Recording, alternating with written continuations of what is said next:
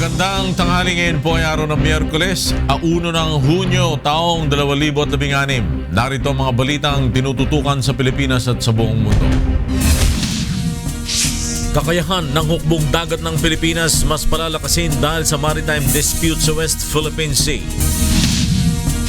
Hanggang 3 bilyong pisong pabuya ibibigay ni President-elect Duterte sa makakahuli o makakapatay na drug pusher at drug lords. Marine Lieutenant Colonel Ferdinand Marcelino pinayagang magpiyansa ng Quezon City RTC. Inspeksyon sa mga school service. Sinimulan na ng LTFRB ngayong araw. At Estados Unidos nagbabala sa mga mamamayan nito sa Europe sa posibleng terrorist attack ngayong summer. Una sa ating mga balita ngayong tanghali, mas palalakasin pa ang kakayahan ng hukbong dagat ng Pilipinas dahil sa West Philippine Sea dispute. Mula sa South Harbor, Manila, may report si Rosalie Cos live. Yes, Rosalie.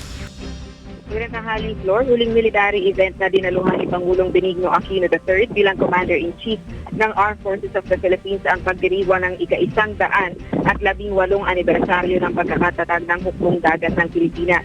Kasabay ng pagdiriwang, buong pagmamalaki rin ng hukbo sa commissioning ng kauna-unahan, pinakabago at pinakamalaking landing dock vessel nito, ang barko ng Republika ng Pilipinas Tarlac LD-601. Na-commission na rin ng 3 acquired na landing craft heavy vessels mula sa Australia. Tinatawag naman ng mga itong BRP Waray, BRP Iwak at BRP Agta. 270 million pesos ang halaga ng 3 landing craft. Bahagi ito ng ipinangako ng Australian government sa Pilipinas nang manalasa ang bagyong Yolanda. Ayon kay Philippine Navy Flag Officer in Command Vice Admiral Cesar Tacad, mas kinakailangan ngayon ang pagpapaigting sa kakayahan ng hukbo sa pagharap sa hamon ng maritime dispute sa West Philippine Sea. Sinamantala na rin ang opisyal na pasalamatan ng Administrasyong Aquino sa pagsulong ng modernisasyon ng militar ng bansa.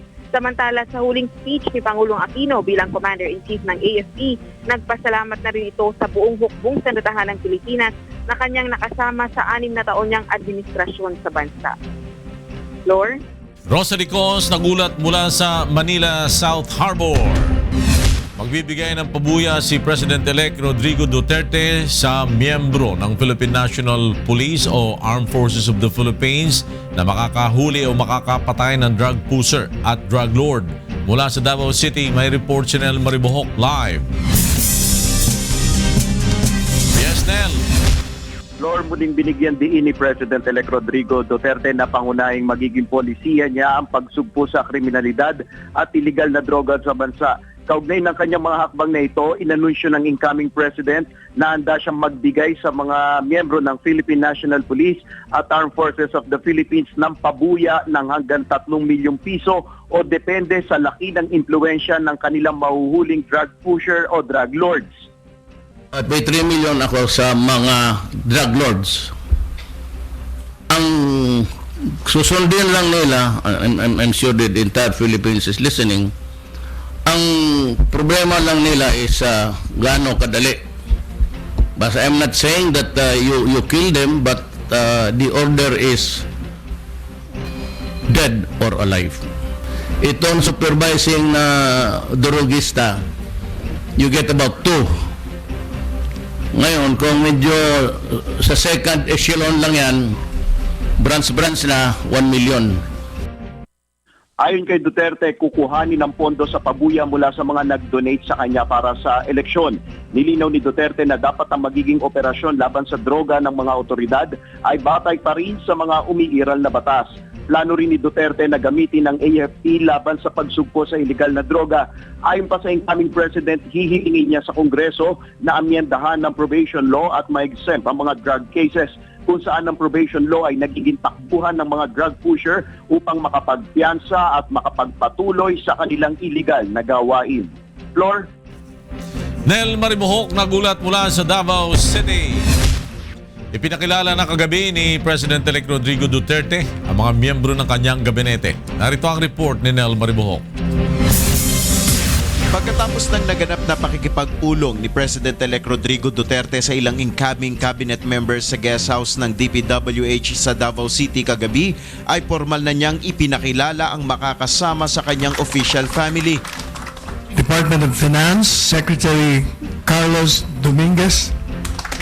Kabilang dito sina Salvador Medildea bilang Executive Secretary, Leoncio Evasco bilang Cabinet Secretary, Salvador Panelo ang Press Secretary, Agrarian Reform si Rafael Mariano, Manny Piñol sa Agriculture, Budget and Management si Benjamin Jokno, Leonor Briones sa Department of Education, Alfonso Cusi sa Energy, Finance si Carlos Dominguez, Perfecto Yasay Jr. sa Foreign Affairs, Department of the Interior and Local Government si dating Cotabato Governor Mike Sueno, Vitaliano Aguirre sa Justice Department, Labor and Employment si Silvestre Bello III, Delphine Lorenzana sa National Defense, Public Works and Highways si Mark Villar, Science and Technology si Fortunato de la Peña, Social Welfare and Development o DSWD si Judy Tagiwalo, NEDA Director General si Ernesto Pernia, Transportation and Communications o DOTC si Artur Tugade, si Hermogenes Esperon bilang National Security Advisor at sa Peace Process si Jesus Duresa. Patuloy pa ring hinahanapan ng magiging kalihim ang Health Department, Department of Trade and Industry, Department of Environment and Natural Resources at Tourism Department. Ilang incoming appointees o mamumuno sa iba pang ahensya ng pamahalaan ang ipinakilala rin ni Duterte. Mga kilalang veteranong opisyal ng Philippine National Police at Armed Forces of the Philippines ang inilagay naman ni Duterte sa ilang maseselang ahensya. Bilang Undersecretary ng DILG for Police Matters, inilagay ang dating Davao Police Chief na si Catalino Cuy, ang retired Police General na si Isidro La Peña sa PIDEA, Alex Monteguado sa National Intelligence Coordinating Agency o NICA, AFP retired General na si Ricardo Halad sa NDRRMC. Sa Immigration naman ilalagay ang dating Police Chief ng Southern Mindanao na si Jaime Morente, ang dating Philippine Marine Captain na si Nicanor Faildon bilang pinuno ng Bureau of Customs, Cesar Dulay sa BIR, Martin Delgra sa LTFRB, Edgar Galvante sa LTO, si Dante Giran sa NBI na kasalukuyang Region 11 NBI Director at Mike Dino bilang Presidential Assistant for Visayas. I can assure you that they are all men of integrity, honesty. In the first place, there was no selection at all sa kabinete.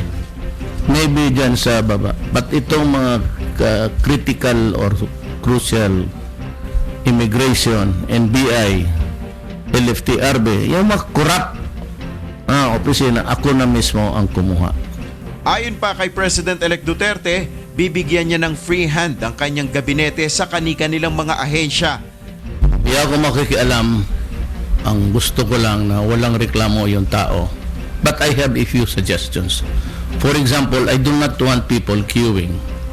And I want people to be given some sort of stab given to him for him to come back on a certain day to get his papers. Samantala, nananatili ang posisyon ni Duterte kaugnay ng di pa pagbibigay ng anumang posisyon sa gabinete kay incoming Vice President Leni Robredo. Paliwanag ni Duterte, wala ako talaga. I am non-committal ako dyan. You know why? Kilala ko si Bongbong Marcos. I do not want to hurt him. Ayon ko naman na si Lene, she should understand that he belongs to the opposite side.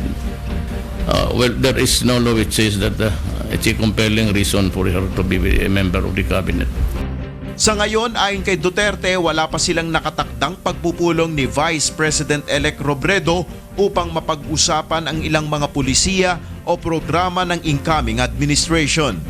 Nel Maribuhok, UNTV News Worldwide. Pinayagan na ng Quezon City Regional Trial Court si Marine Lieutenant Colonel Ferdinand Marcelino na makapagpiyansa. Nahaharap si Marcelino sa kasong paglamag sa Comprehensive Dangerous Drugs Act. Mula sa Quezon City, may report si Roderick Mendoza live. Yes, Roderick. Flor, pinagbigyan ng Quezon City RTC Branch 82 ang hiling ni Lieutenant Colonel Ferdinand Marcelino na makapagpiyansa habang sumasailalim sa preliminary investigation ang mga reklamong paglabag sa Republic Act 9165 o ang Comprehensive Dangerous Drugs Act na isinampa laban sa kanya. May kinalaman ang mga reklamo sa pagkakaaresto kay Marcelino sa isang sekretong shabu laboratory sa Santa Cruz, Manila nitong nakaraang Enero. Batay sa resolusyong inilabas ni Presiding Judge Lynn Ebora Cacha, hindi may kakailan na may karapatang magpiyansa si Marcelino dahil wala pang isinasampang kaso sa korte laban sa kanya. Patwiran ng korte kung pinapayagang magpiyansa ang isang akusado sa non-bailable offense kapag mahina ang ebidensya. Lalong may karapatang makapagpiyansa si Marcelino dahil wala pang kasong naisasampa sa kanya at wala pang ang finding ng probable cause ang DOJ sa isinampang mga reklamo ng PDEA at PNP Anti-Illegal Drugs Group. Hindi rin anya na ipakita ng prosecution na posibleng takasan ni Marcelino ang reklamong isinampa sa kanya bukod pa sa isa siyang opisyal ng Philippine Navy.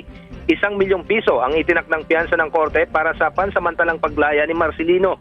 Bukod dito, nagbigay din ng mga kondisyon ang korte para sa kanyang pansamantalang kalayaan. Isa rito ay ipinasusuko sa korte ang kanyang passport at maglalabas ang korte ng hold departure order laban sa kanya upang wag siyang makalabas ng bansa.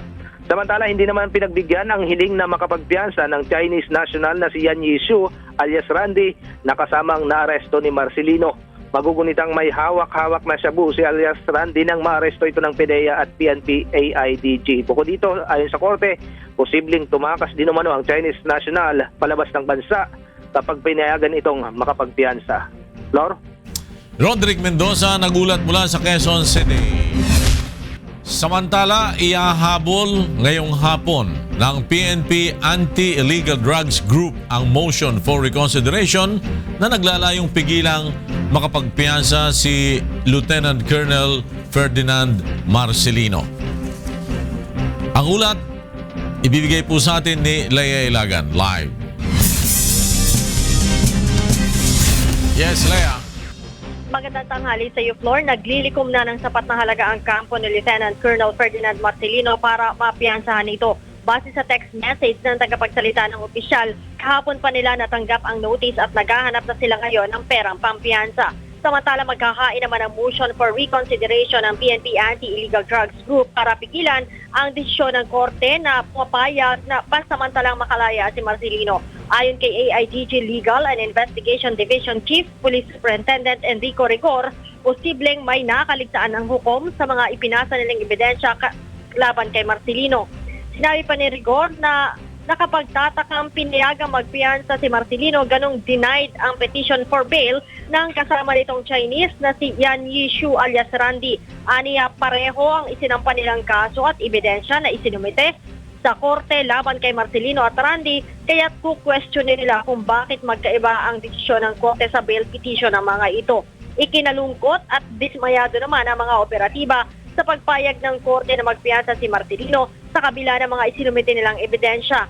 Buhay aniya ang nakataya sa bawat operasyon kanilang ginagawa, kaya't nakalulungkot anilang pansamantalang makalalaya pa ito.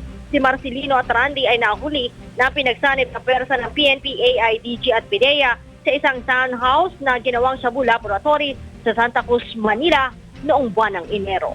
Balik sa iyo, Flor. Lea Ilagan nagulat mula sa Camp Crame. At sa iba pang mga balita, pinag-aaralan ng Metro Manila Development Authority o MMDA kung bibitiwan na ang pamamahala sa mga towing company dahil sa hindi magandang imahe na naibibigay nito sa ahensya. Narito ang report ni Monok Son. Nais ng bitawan ng Metropolitan Manila Development Authority ang pamamahala sa mga towing company at ibigay na ito sa pribadong sektor. Paglilinaw ng MMDA, nagbigay lamang sila ng accreditation sa mga towing company at hindi sila kundi mga private company ang nagmamay-ari nito. Lahat ng mga towing fees ay hindi pumupunta yan sa MMDA. Wala kaming kinukuha kahit isa dyan. Ang pumupunta lahat yan sa mga accredited towing companies. Ang binabayad lang sa MMDA, yung ticket, yung violation. May kipag-ugnayan ng MMDA sa Automobile Association of the Philippines upang hilingin ang tulong nito. Ang AAP ay isang pribadong organisasyon ng mga motorista sa bansa. May sarili itong towing equipment at ginagamit lamang nila ito sa kanilang mga miyembro. Ngunit ayon sa AAP, pag-iisipan muna nila ang alok ng MMDA. But we are willing to help. No, kung yun ang naisip nila, why not? No, I can propose it to our Board of Trustees para pag-aaralan namin yun. Nais rin ng MMDA na mabago ang imahe ng mga tow truck. Ayon sa ahensya, imbis na matuwa ang mga tao ngayon dahil natutulungan sila ng towing company, mas marami pa ang takot ngayon na mahatak ang kanilang sasakyan dahil sa kawalan ng disiplina ng mga towing company. Pag ikaw ay nasiraan, may dumating na tow truck, masaya ka. Iba ngayon eh. Kayo nasiraan tapos nagmamadali, baka dumating na yung tow truck. Alisin na natin, baka dumating tow truck. So iba yung image, ang sama ng image. Hanggang sa araw ng Huwebes ay kukuha ng exam ang mga towing personnel sa MMDA. Kung nais sa mga towing company na magkaroon muli ng akreditasyon, ay kailangan 100% maipasa ng kanilang tauhan ng exam. Mon Hocson, UNTV News Worldwide. At sinimulan ng inspeksyonin ng Land Transportation Franchising and Regulatory Board o LTFRB ang mga school service na bibiyahe ngayong pasukan. Mula sa San Juan City, nagbabalik si Mon Hocson. Mon? Yes, ngayong araw nga nagsimula itong inspeksyon ng LTFRB sa mga school service. Hindi na nga sila nagbigay ng extension at ngayon ng school year na ito ay ganap na lang ipapatupad yung pag-phase out dito sa mga tinatawag na mga 15-year-old na pataas na mga school service.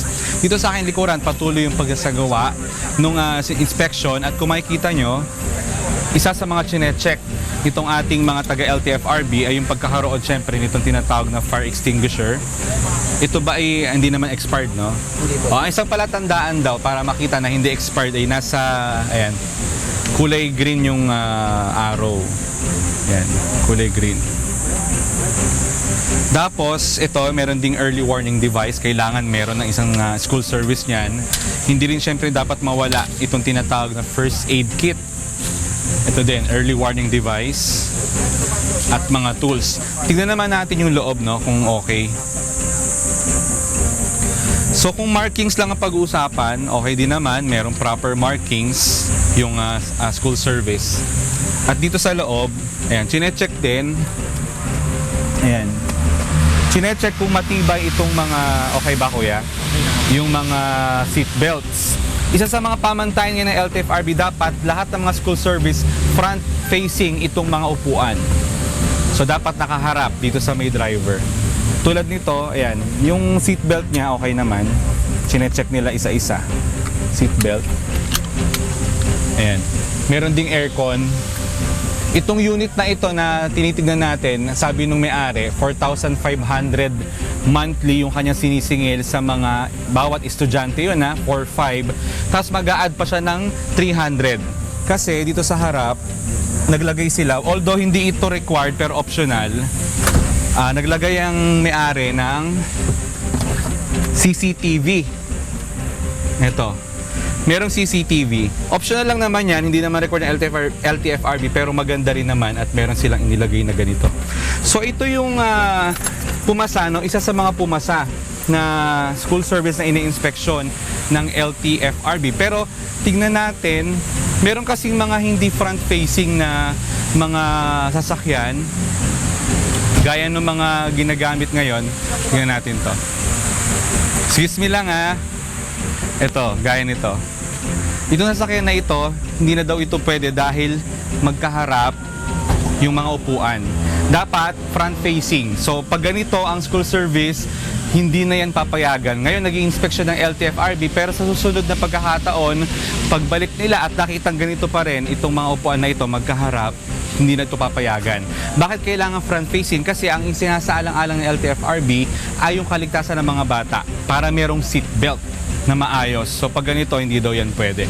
So basically, ang nangyayari ngayon ay patuloy yung pag-ikot ng LTFRB sa iba't ibang mga eskwelahan upang inspeksyonin itong mga school service dahil nga sa June 13 ay simula na muli itong pasok at marami sa mga estudyante ang umuupa ng mga school service at para matiyak na ligtas itong kanilang kalagayan ay isinasagawa ng LTFRB taon-taon itong kanilang inspeksyon. So yun ang ating update mula dito sa Lasal Green Hills. Balik muna sa inyo sa studio. Maraming salamat, Monok Son, nagulat mula sa San Juan City. Isusulong ngayong 17th Congress ang mga panukalang batas na magpapalakas sa sektor ng agrikultura ng bansa. Mula sa Las Piñas, may report si Brian De Paz, live. Brian. Yes, Lakay, magandang tanghali. Kumpiyansa nga ang ilang senador na susuportahan ng Duterte administration ang mga legislative measures sa agrikultura. Ayon kay Senador Cynthia Villar, chairperson ng Senate Committee on Agriculture and Food, nakahanda na ang 12 priority bills ukol sa agrikultura pagpasok ng 17th Congress. Naniniwala ang senador na patatatagin ito ang pangangailangan ng mga magsasaka at mangingisda tulad ng mga bagong batas ngayong 16th Congress.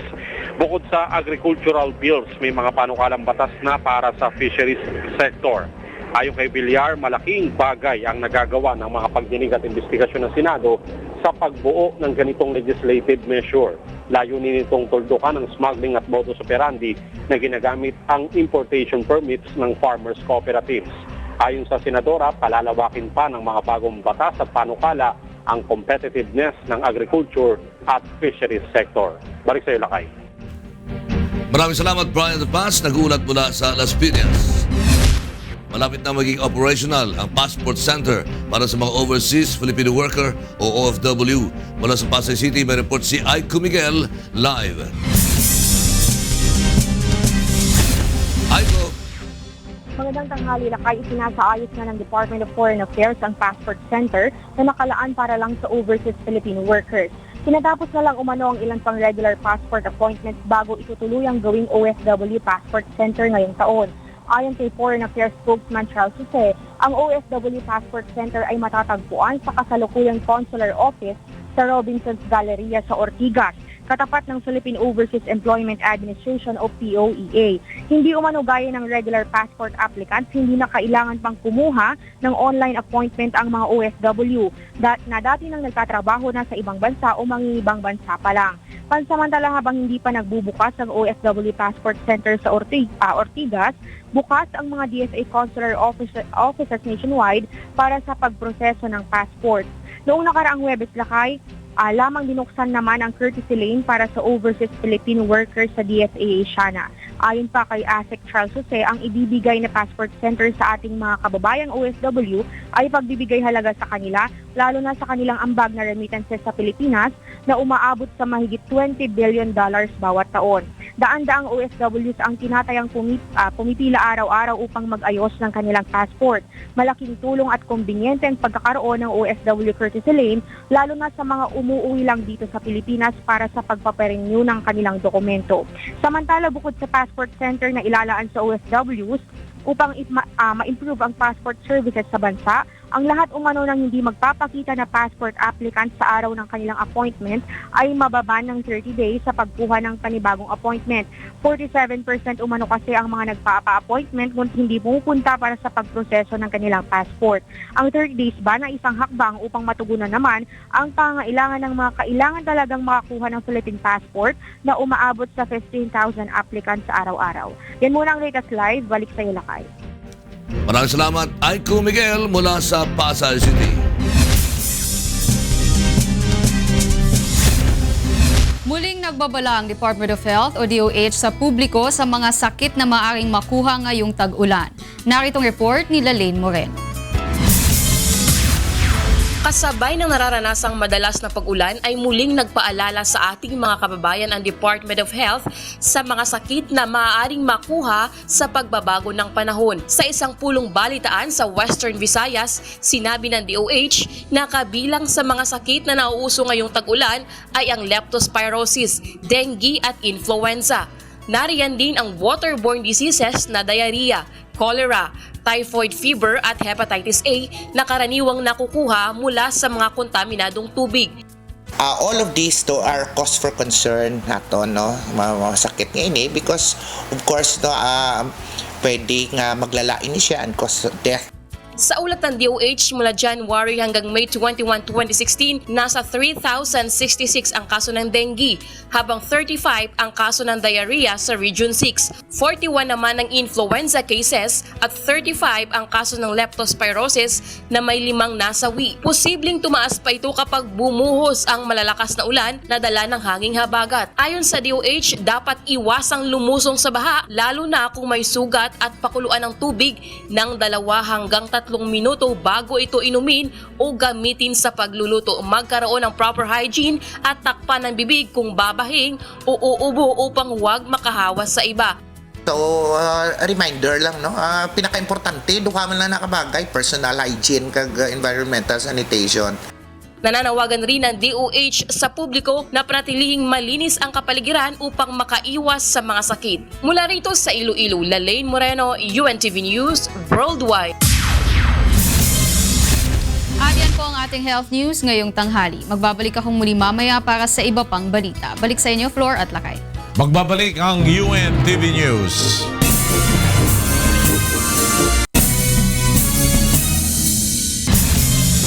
Sa pagpapatuloy ng UNTV News, posible nang may pumasok na bagyo sa Philippine Area of Responsibility ngayong buwan ng Hunyo.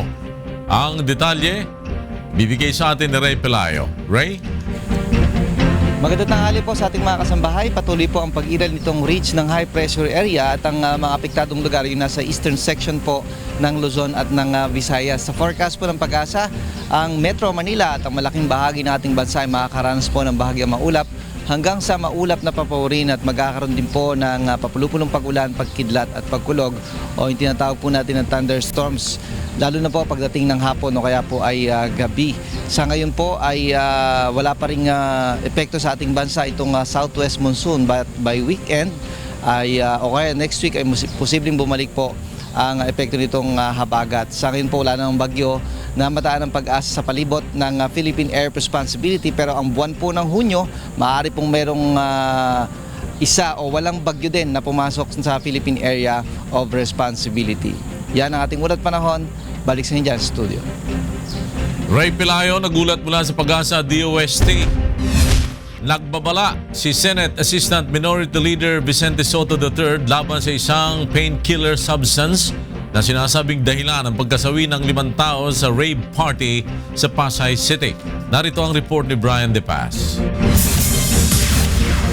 Hindi dapat isawalang bahala ang kaso ng illegal na droga sa bansa ayon kay Senador Vicente Soto III.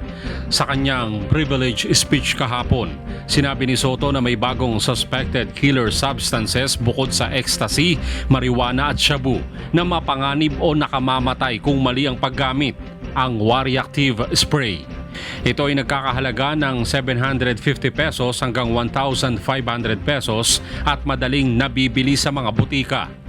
Sa halip na gamiting muscle painkiller ay ginagamit ito ng iba bilang laughing gas. There is a newcomer in the list of suspected killer substances when inhaled or misused. A well-known muscle painkiller that goes by the brand name of Wariactive. This is it, Mr. President. It is presently an over-the-counter commodity in our drugstores and even sold via the internet. It is promoted at the internet for people who go to rave parties and just want to be happy. Ayon kay Soto, hindi malayong isa ito sa dahilan ng pagkasawi ng mga biktima na dumalo sa concert sa Pasay noong May 22. Kaya naman ayon sa Senador, dapat suriing maigi ng mga concerned agency ang protocol sa pagbili nito. I therefore endorse for scrutiny and tests to the Dangerous Drugs Board, the Philippine Drug Enforcement Agency, the Food and Drug Administration, this item to determine the need for some protocol for its purchase. It contains ethyl chloride, Mr. President, the same almost component or precursor substance of shabu. Samantala, ayaw namang ilabas ng National Bureau of Investigation ang toxicology report kaugnay sa dahilan ng pagkasawi ng mga biktima sa summer party sa Pasay.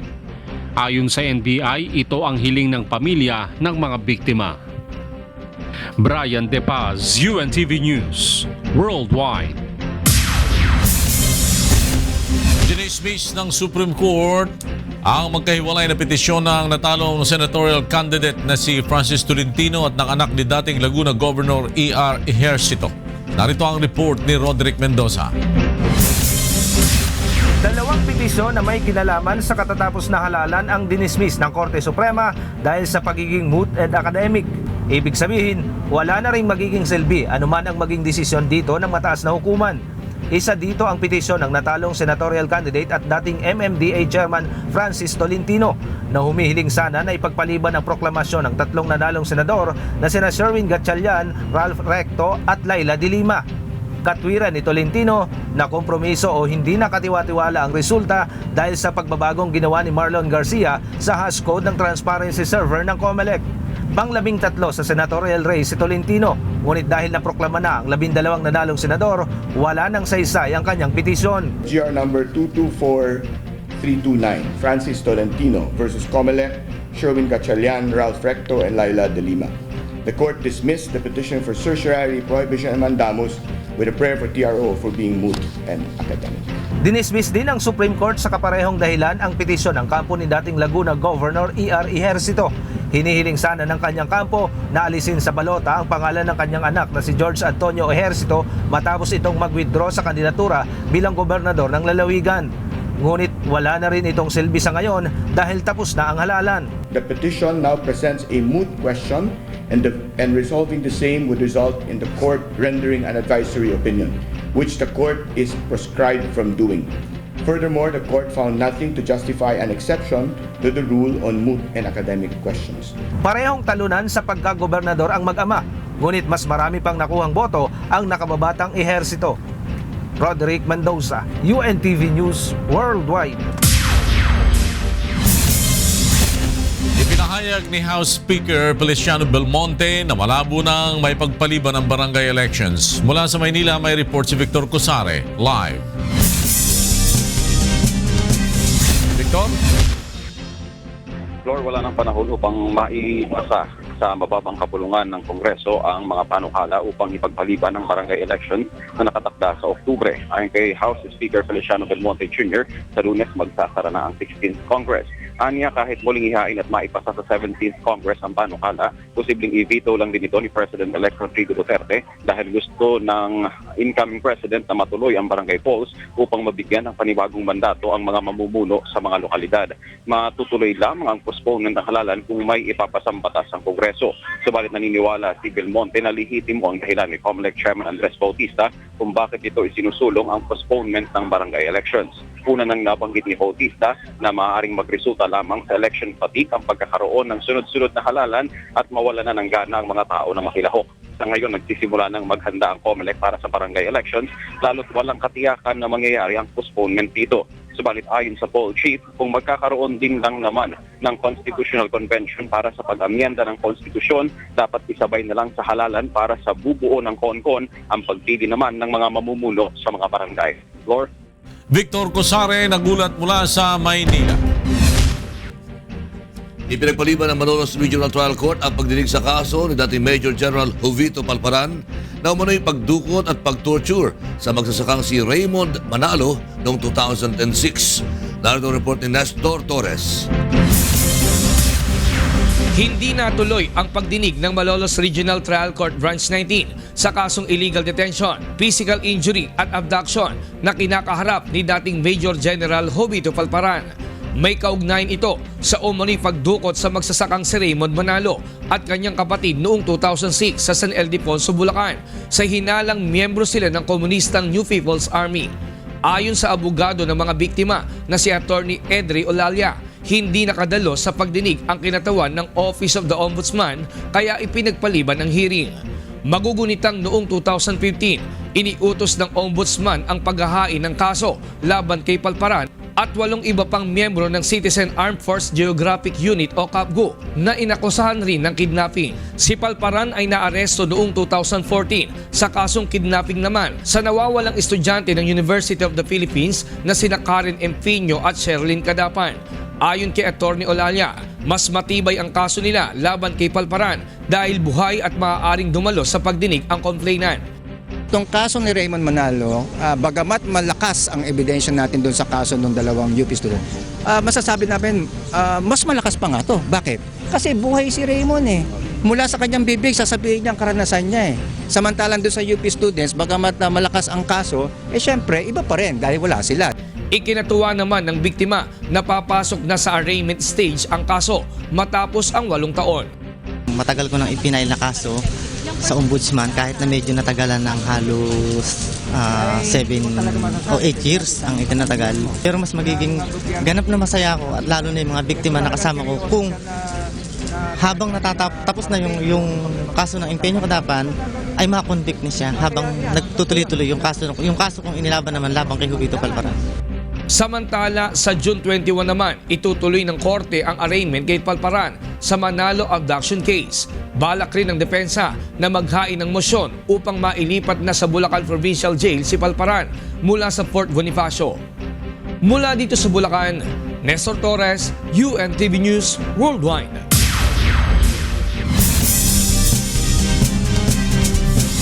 Nagbabalang Amerika sa mga mamamayan nito sa Europa sa bantang pag-atake ng mga terorista.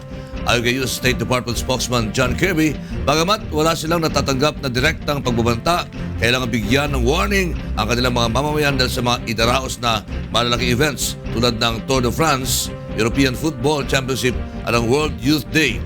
Nilinaw ni Kirby na babala lamang ito at hindi nila pinagbabawalan ang kanilang mga mamamayan na bumiyahe sa Europa. Nananatiling nakataas ang alerto sa buong Europa dahil sa madugong November 13 Paris attack na kinasuwi ng 130 tao at ang March 22 Brussels attack na kinasuwi naman ng mahigit na 30. Ipinahayag ng pinakamalaking airline company sa Latin America na LATAM Airlines na nakabase sa Chile na suspendin ito ang biyahe sa Venezuela. Ayon sa LATAM, ito ay dahil sa pinatawag na economic scenario doon. Ang desisyon ng LATAM ay kasunod din ng pagsuspindi ng German Airlines ng Lufthansa sa biyahe nito sa Venezuela. Ayon sa mga airline companies, wala na rin itong kinikita dahil sa patuloy na pagbagsak ng currency ng Venezuela. Bumagsak ang ekonomiya ng Venezuela dahil sa pagbaba ng halaga ng langis na siya pangunahing pinagkukunan ng kikitain o kita nito.